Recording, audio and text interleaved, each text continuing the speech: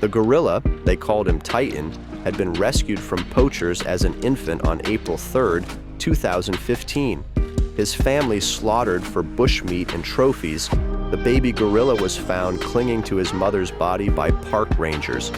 For 9 years, he lived at the edge of civilization, raised in a sanctuary where scientists studied his remarkable development.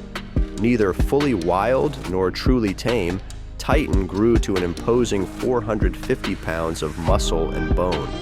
The researchers who worked with him noted something extraordinary in his dark eyes, intelligence that seemed to understand the delicate balance between humans and his kind.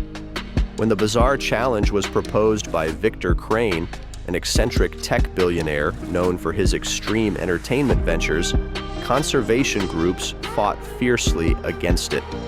Protests erupted outside Crane's corporate headquarters in Seattle. Legal battles waged in international courts, but money speaks louder than morals in certain circles, and through a network of bribes and secret arrangements, the event was organized away from public scrutiny. The men arrived at dawn on that fateful June morning. They came from 37 different countries, former soldiers, MMA fighters, Olympic wrestlers, and elite athletes. Some were lured by the $1 million participation fee, others by the promise of fame that would follow such an unprecedented event. Few understood the true nature of what awaited them. Sound of helicopter rotors fading, footsteps on foliage, quiet murmuring. The arena was nothing more than a 5-acre clearing in the forest, bordered by ancient trees that would bear silent witness to what was about to unfold. Morning mist hung low over the damp earth, creating ghostly figures of the men as they took their positions. Private security teams positioned cameras throughout the area, ensuring Crane and his wealthy guests wouldn't miss a moment of the spectacle from their viewing station half a mile away. Titan emerged from the trees without fanfare. No dramatic entrance, no parade of handlers, just the sudden, imposing presence of a mature silverback gorilla, his black fur glistening with morning dew, 450 pounds of muscle and primal instinct. His dark eyes surveyed the humans arrayed before him, and something like understanding, perhaps even sadness, passed across his face. "Remember the plan," whispered Marco Diaz, a former Special Forces commander who had naturally assumed leadership of the human side. "We surround, we overwhelm, we control his limbs, we end this quickly." The horn sounded, piercing the morning silence like a knife. What followed wasn't combat as humans understand it. It was nature asserting itself with terrifying clarity. The first wave of men rushed forward, 20 strong, attempting to tackle Titan from all sides. The gorilla moved with shocking speed that belied his massive frame, sweeping 3 men aside with a single arm. Their bodies crashed into trees with sickening thuds. Ribs cracked, shoulders dislocated on impact. "He's too fast!" someone shouted as Titan charged through their ranks like a freight train through cardboard. The gorilla didn't attack wildly or with rage. Each movement was deliberate, almost calculated. When 4 men grappled his leg, he didn't panic. He simply dragged them through the dirt, their combined weight seemingly meaningless, before shaking them off like drops of water. By the 15-minute mark, 30 men lay scattered across the clearing, some groaning, clutching broken ribs and shattered arms, others motionless.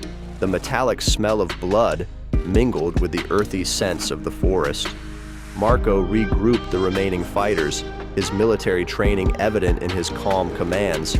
"Circle formation! Tighten up! Don't let him isolate anyone!" For a moment, their strategy seemed to work. They moved as one, tightening the circle around Titan, who watched them with what appeared to be curiosity.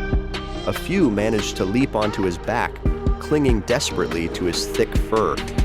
One man, a Brazilian jiu-jitsu champion, attempted to secure a chokehold. Titan went still, so still that the men hesitated, wondering if they'd somehow subdued him. The silence lasted 3 heartbeats. Then came a roar that seemed to shake the earth itself. Birds exploded from distant trees.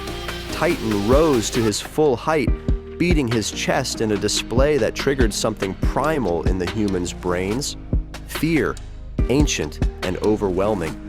With a sudden burst of energy that defied understanding, he spun and leaped, throwing men in every direction like scattered toys.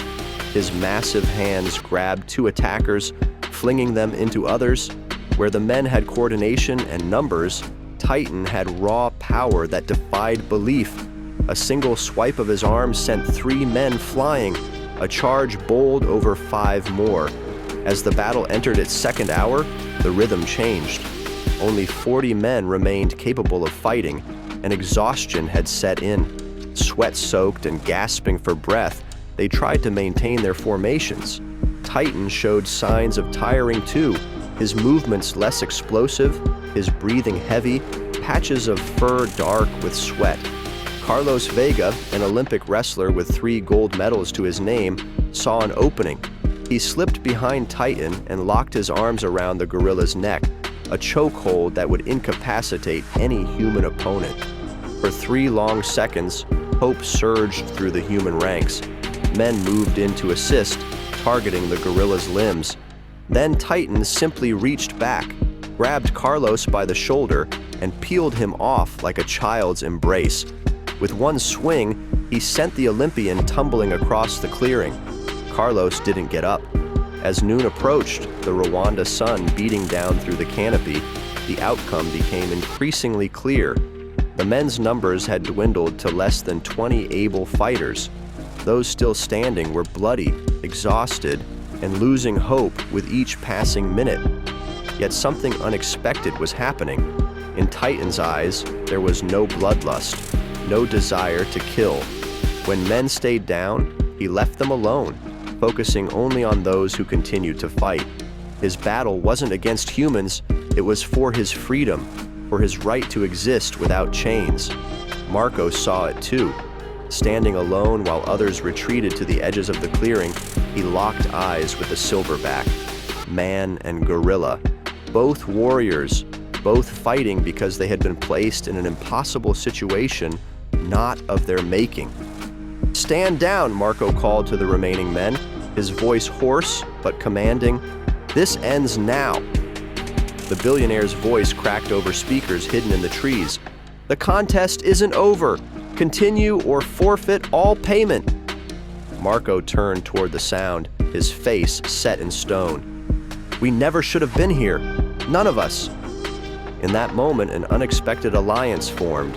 The men who could still walk began helping the injured toward the extraction point where medical teams waited. And Titan, in a display that would later be studied by primatologists worldwide, stood guard at the edge of the clearing, as if protecting them all from whatever madness had orchestrated this event.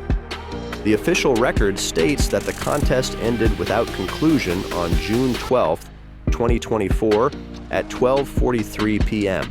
The men were evacuated, their injuries treated, their silence bought with additional millions. 3 died in the following days from internal injuries. 12 would never walk without assistance again. Crane faced international outrage when footage leaked 3 weeks later. His empire crumbled under boycotts and criminal charges. Titan was eventually returned to a protected sanctuary deeper in the mountains, far from human interference. Rangers reported that he showed no additional aggression toward humans. If anything, he seemed more contemplative than before. But those who witnessed what happened that day understand a deeper truth. Strength isn't always measured in victories or defeats. Sometimes it's measured in knowing when not to destroy what you could. One gorilla had faced 100 men, and in the end, it wasn't strength alone that decided the outcome. It was something far more powerful. 3 months later, on September 20th, Marco returned to Rwanda, not as a fighter, but as a conservationist.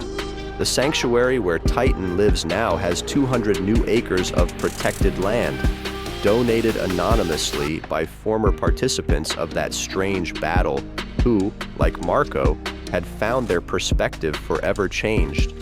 Sometimes, visitors report seeing a massive silverback watching from the trees when Marco visits, just watching, remembering. Two beings from different worlds, connected by a battle that never should have happened, now united in ensuring such a thing never occurs again. A reminder that the greatest battles aren't always won by force, but by the wisdom to know when the fighting should end. If you enjoyed it, then watch our next video shown on screen.